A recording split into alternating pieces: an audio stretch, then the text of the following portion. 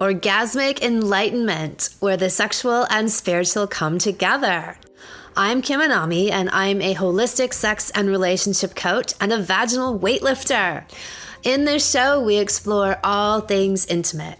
I believe that our sexual energy is life force, creative energy, and we can use it to shape our worlds, strengthen our relationships, and self-actualize. I blend the most avant-garde information from neuroscience, ancient sexual practices like Tantra and Taoism, to renegade wellness modalities to show you how to create gourmet sex in your lives. Come one, come all. Why I love to be fucked soft. I spoke last week about the joys of being fucked hard, about a man who can. A man who is capable of throwing me around and hoisting me all over the bed and slamming the headboard. You know, like a proper gentleman. This week is an ode to the softer, slower fuck. You need a partner who can deliver both. Sex is medicine. When you need and crave the hard stuff, he's there. And when you need to slow everything down to find yourself again, he can also navigate the soft stuff. Expert agility in all directions and for all inflections. Let's be clear on a couple of things first. Both a hard fuck and a soft fuck can go for hours. You've heard me say how the number one sexual skill a man can build is stamina. The things that can push men over the edge are often doggy style. When she comes, she makes a certain noise. She looks at him like he is a messiah god. Any of these things can take place in a harder or softer session. I have connected as deeply with my partners in a wild, intense thrash of an encounter as we have in hours-long micro movements, maybe even deeper in the softness. In a fast and furious fuck, I am looking to be broken. And when the dam breaks, I find myself. There's a lot of pounding on the way there. In a slower session, I find myself all along the way. Every touch becomes electrified. Every thrust is so deliberate and conscious and expansive. I begin to feel every section of his cock, every fold of his lips on mine, every indent of his fingers as they brush my body. I wake up, cell by cell. I occupy new cells that were previously dormant. I can feel every pulsation of energy moving between us. It's a prayer that flows in slow motion. To be clear as well, to fuck me softly is not the domain of a soft man, but a soulful one, a present one. I have been with a couple of soft fuckers, and they are repulsive, as in my body literally throws them off. My vagina spits them out, or never warms or wets up to welcome them. Not interested. No spine, no backbone, nothing to fuck me with. But a hard cock and a wholly present fucker, we slow time down, and I'm going to fuck and penetrate you with every cell of my being. Now we're talking. A soft fuck is usually, by default, a slow fuck. A soft and slow fuck expands time. Nothing is rushed. Everything is savored. Hours go by like minutes. We enter into a trance and connect in multiple dimensions. It is interstellar sex. So many people rush through penetration. The average sexual encounter is, actually the majority of them, are under 10 minutes, and this is typically courtesy of men. 75% of men ejaculate within 3 minutes of intercourse, and 95% of men within 5 minutes. So having a man with stamina and being a man with stamina is definitely a non-negotiable. Anyone, male or female, rushing through sex is afraid of going deep, of really connecting and being seen. In slower, softer sex, there is no hiding. You reveal and your partner sees every millimeter, every cell of you, and their love and attention and adoration penetrate all of it. It's like being split open, and every dark nook and cranny of your being is exposed to the most radiant, healing light. These multi-hour experiences have been some of the most powerful of my life. The softer, slower pace means that it's much harder to lose yourself along the way, to check out, to dissociate. Instead, all the parts of you have the chance to catch up and come together. Everything that arises in you has the chance to be integrated and alchemized. You feel every nuance, every pulse of flesh, every emotion transmitted between you. I have found levels of surrender and openness infinitely deeper than anything I have ever experienced in these time slowed down sessions. So, what does this look like?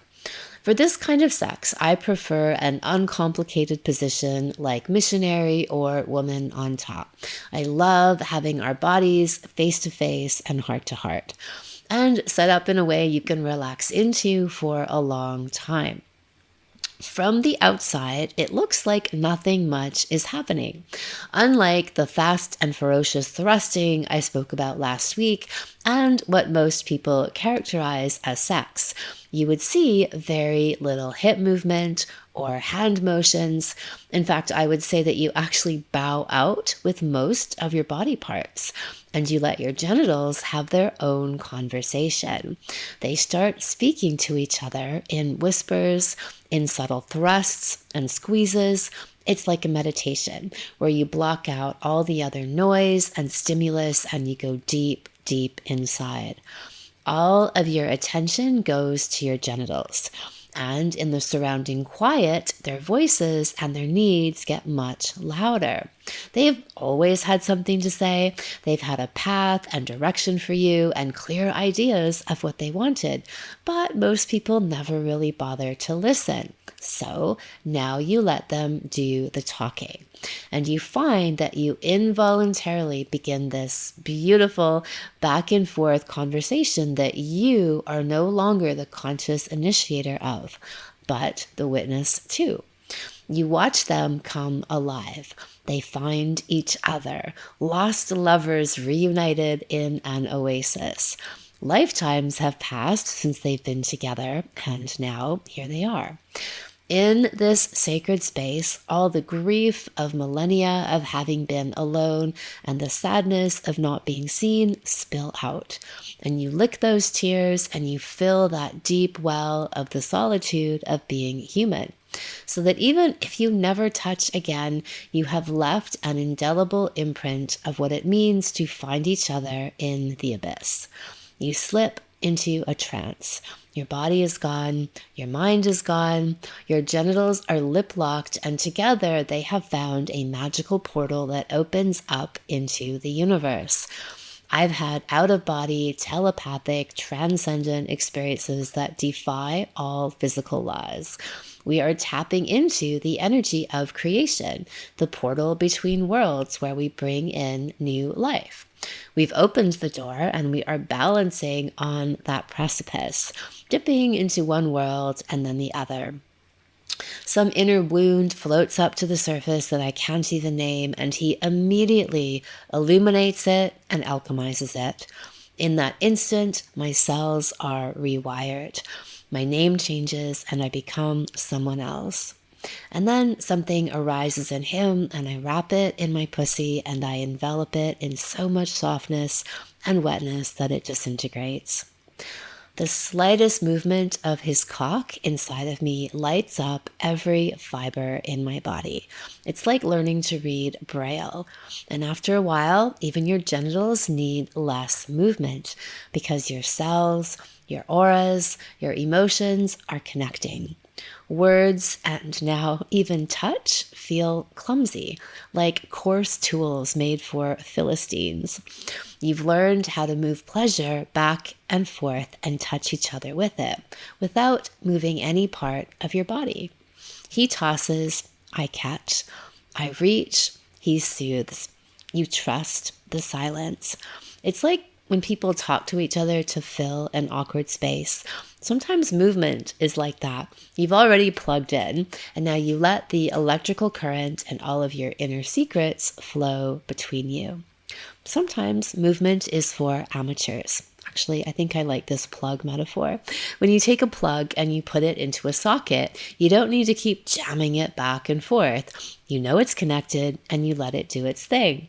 You let the medicine flow. Sometimes thrusting is a distraction, and it keeps the demons and the angels at bay. So you lay still and you let everything come up. You let it all come out to play. And you get to know all of your hidden places.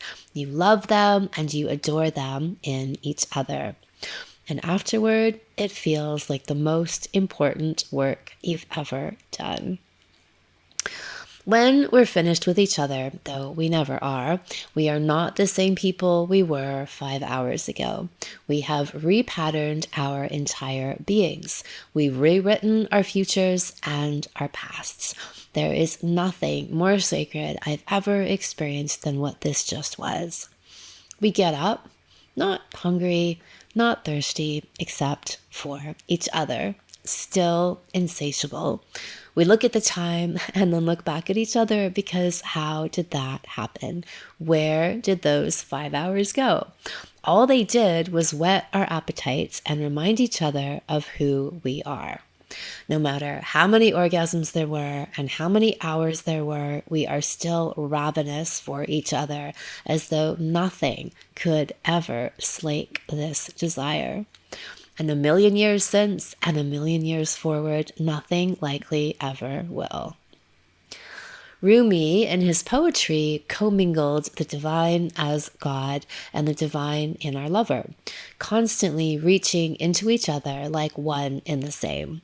Because in that space of union, it's the closest we come to it here. It's our gateway to it. And that, ladies and gentlemen, is why I love to be fucked soft. Thank you so much for listening.